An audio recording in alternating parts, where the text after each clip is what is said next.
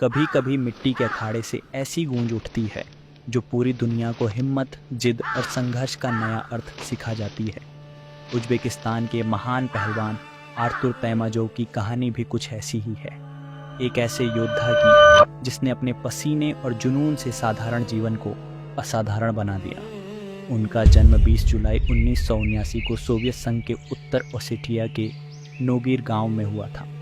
बचपन से ही उनके परिवार में खेल की परंपरा थी। बड़े भाई तिमूर वेटलिफ्टिंग के ओलंपिक पदक विजेता थे, जिससे घर में प्रतियोगिता और मेहनत का माहौल था।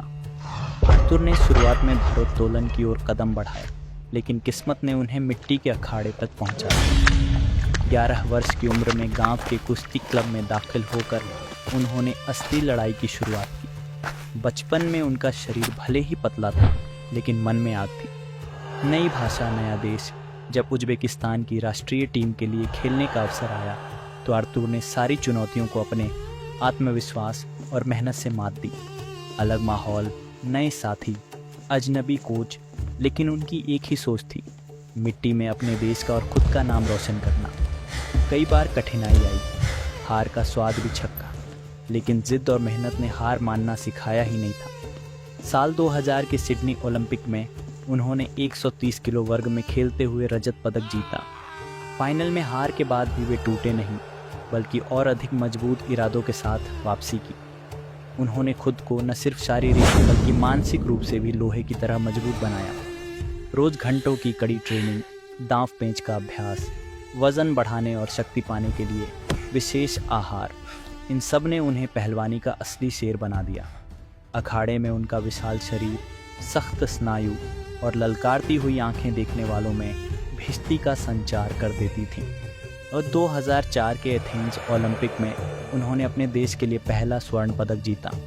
उनकी तकनीक, संतुलन, तेजी और अकस्मात दांव, इन सब का अद्भुत संयोजन था। उनके डबल लेग टेकडाउन और सुप्लेक्स आज भी पहलवानों के लिए मिसाल माने जाते हैं।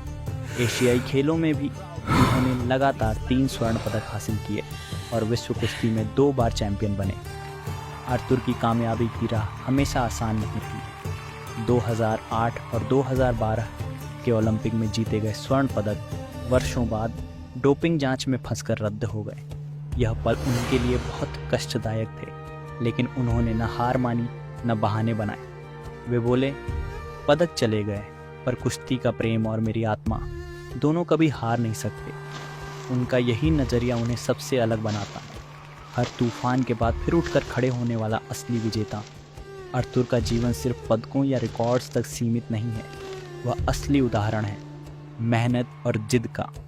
उनका रोज़ का अभ्यास, अखाड़े में घंटों पसीना बहाना, अनुशासन, संयम और जीवन के हर कठिन मोड़ पर मुस्कुराकर चलना, ये बातें हर युवा को सिखाती हैं कि असली जीत संघर्ष के बाद मिलती है। उन्होंने हमेशा कहा, चैंपियन पैदा नहीं होते, कड़ी मेहनत और संघर्ष से बनते हैं। उनकी कहानी हर उस इंसान के लिए है जो किसी भी कारणवश हार मानने का सोचता है। आर्तुर की तरह अगर आप अपने सपने, मेहनत और जिद के साथ अखाड़े में डटे रहते हैं तो कोई भी ताकत आपको गिरा नहीं सकती। आज आर्तुर तैमाजोव दुनिया भर के पहलवानों और युवाओं के लिए प्रेरणा है। उनका जीवन हमें सिखाता है कि मुश्किलें आएंगी, नाम लेकर रुकावटें आएंगी, परंतु असली योद्धा वही है जो हर बार गिरने के बाद फिर से उठकर अपने सपनों की ओर बढ़े। अखाड़े की मिट्टी में गिरना बुरा नहीं, वहाँ से उठकर फिर लड़ना, वही असली जीत है।